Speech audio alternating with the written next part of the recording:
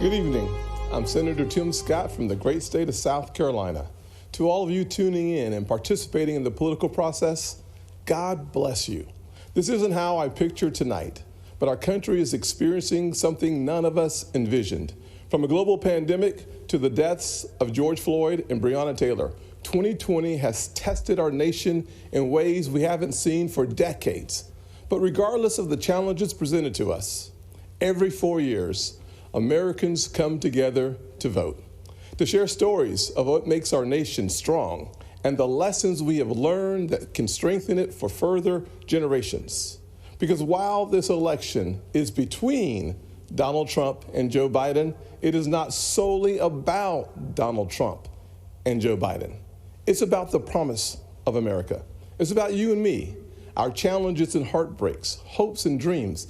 It's about how we respond when tackling critical issues like police reform, when Democrats called our work a token effort and walked out of the room during negotiations because they wanted the issue more than they wanted a solution.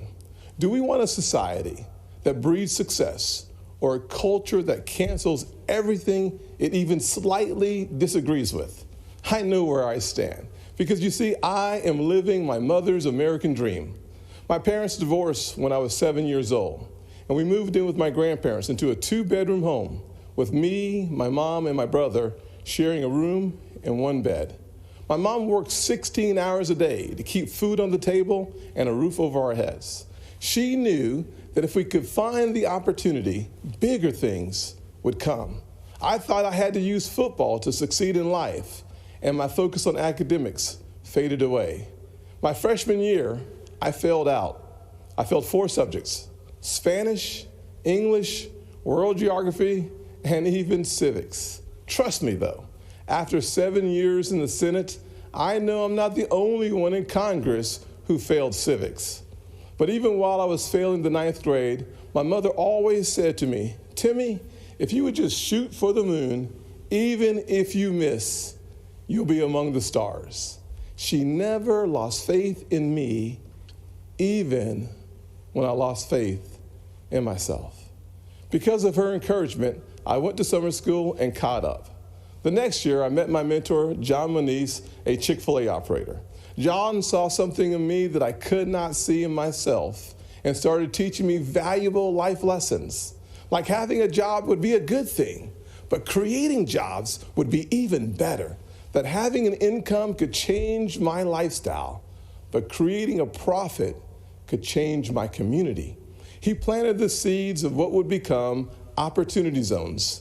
This initiative that the president and I worked together on is now bringing more than $75 billion of private sector investment into distressed communities. I took those lessons to heart and started putting the pieces of my life back together. I realized a quality education is the closest thing to magic in America. That's why I fight to this day for school choice, to make sure every child in every neighborhood has a quality education. I don't care if it's a public, private, charter, virtual, or a homeschool. When a parent has a choice, their kid has a better chance. And the president has fought alongside me on that. Later in life, I started my own small business. That's why I know it is critical for us to have a tax code that encourages growth. We actually saw revenues to the Treasury increase after we lowered taxes in 2017. Rest assured, the Democrats do not want you to know that. After starting my small business and spending some time in local government, I decided to run for Congress in 2010. The district is based in Charleston, South Carolina, where the Civil War started, against a son of our legendary Senator, Strom Thurmond. You may be asking yourself, how does a poor black kid from a single-parent household run and win in a race crowded with Republicans against a Thurmond? Because of the evolution of the Southern heart.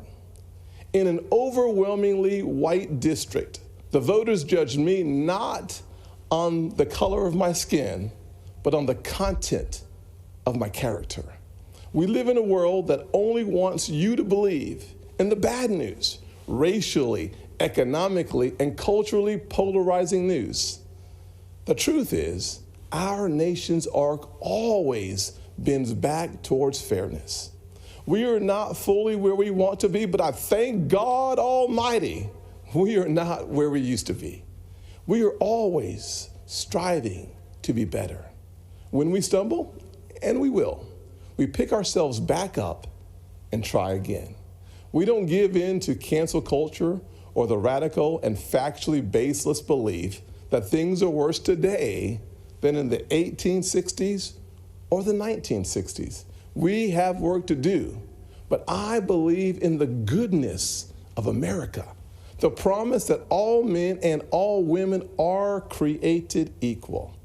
And if you're watching tonight, I'm betting you do too. Over the past 4 years, we have made tremendous progress towards that promise.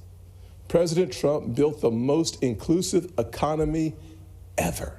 7 million jobs created pre-COVID-19, and 2/3 of them went to women, African Americans, and Hispanics. The first new major effort to tackle poverty in a generation, opportunity zones.